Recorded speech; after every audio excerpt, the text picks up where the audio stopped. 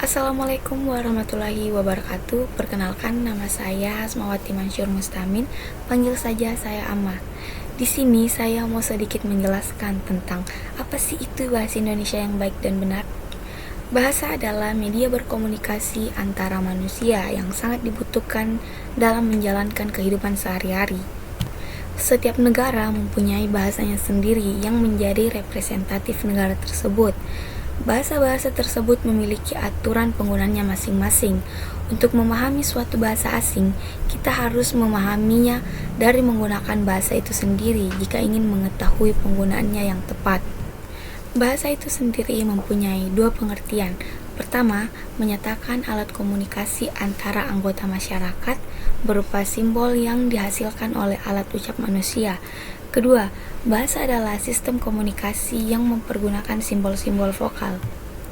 Bahasa memiliki 8 prinsip dasar, yaitu bahasa adalah suatu sistem, bahasa adalah vokal atau bunyi ujaran, bahasa tersusun dari lambang-lambang manasuka atau arbitrary symbols. Setiap bahasa memiliki sifat unik dan sifat khas. Bahasa dibangun dari kebiasaan-kebiasaan.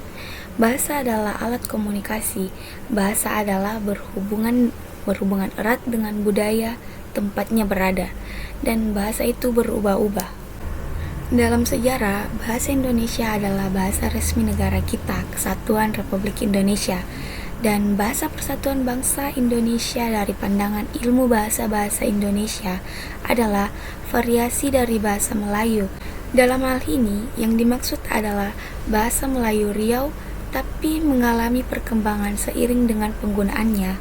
Sampai saat ini, bahasa Indonesia merupakan bahasa yang hidup dan terus berkembang dengan pengayaan kosakata baru, baik melalui penciptaan maupun melalui penyerapan dari bahasa daerah dan bahasa asing.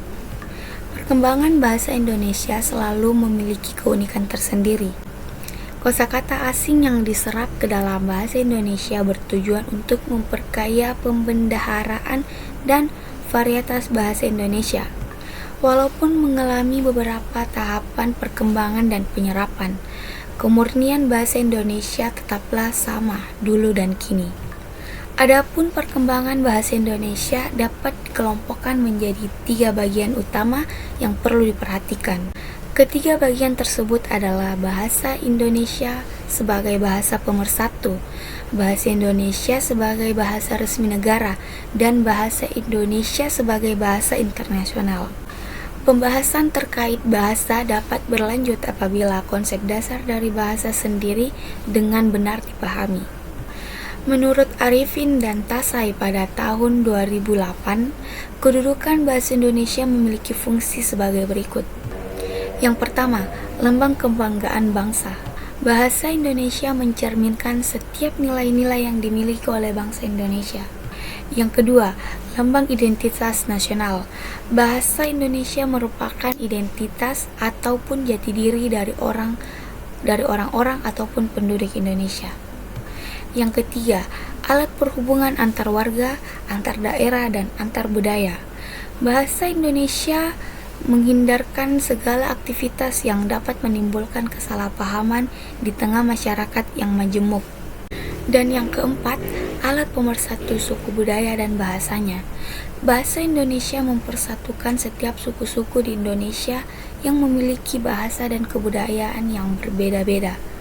Dengan total 700-an bahasa daerah, bahasa Indonesia pun menyatukan.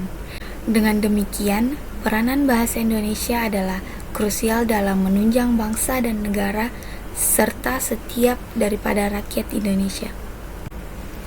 Pemahaman mengenai bahasa Indonesia yang baik dan benar adalah bahasa Indonesia yang digunakan sesuai dengan situasi atau kondisi penutur. Misal, dalam komunikasi di pasar, maka penggunaan bahasa Indonesia dikatakan baik ketika si penutur menggunakan bahasa Indonesia ragam santai. Begitupun sebaliknya, jika dalam forum atau tulisan resmi, maka bahasa Indonesia yang digunakan haruslah bahasa Indonesia ragam resmi. Sementara itu, bahasa Indonesia yang benar adalah penggunaan bahasa yang sesuai kaidah atau tata bahasa baku bahasa Indonesia. Berikut ini adalah kaidah bahasa yang harus diperhatikan oleh para pemakai mencakupi 5 aspek, yaitu yang pertama, tata bunyi atau fonologi. Yang kedua, tata bahasa atau kata dan kalimat. Yang ketiga, kosakata. Keempat, ejaan. Dan kelima, makna. Maka dari itu semua, bahasa Indonesia adalah alat komunikasi yang paling penting untuk mempersatukan seluruh bangsa. Bahasa Indonesia juga merupakan alat mengungkapkan diri baik secara lisan maupun tertulis dari segi rasa, karsa, dan cipta serta pikiran baik secara etis, estetis, dan logis.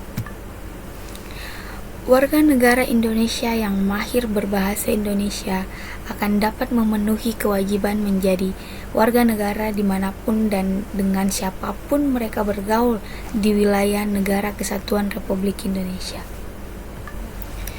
Kesimpulannya, bahasa merupakan aspek yang sangat penting dalam perkembangan bahasa, terlebih dalam aspek pertumbuhan dalam masyarakat itu sendiri. Karena dengan berkomunikasi manusia dapat membangun rasa percaya dan saling mengerti. Siapa yang menyangka bahwa rangkaian bunyi yang dikeluarkan oleh mulut kita bisa menjadi sebuah makna yang menghasilkan sejuta tafsiran. Bahkan Indonesia hampir saja setiap daerah mempunyai bahasanya tersendiri, tergantung oleh budaya dan kebiasaan masyarakat-masyarakatnya. Bahasa sendiri ada dalam teknik bentuk lisan ataupun tulisan. Bahasa Indonesia tersendiri terbentuk oleh sejarah yang panjang hingga bisa seperti sekarang, di mana awalnya berasal dari bahasa Melayu Riau yang terus berkembang. Demikian penjelasan saya tentang bahasa Indonesia yang baik dan benar. Terima kasih telah menonton dan mohon maaf jika ada kesalahan. Karena kesempurnaan itu judul lagu Rizky Febian. Wassalamualaikum warahmatullahi wabarakatuh.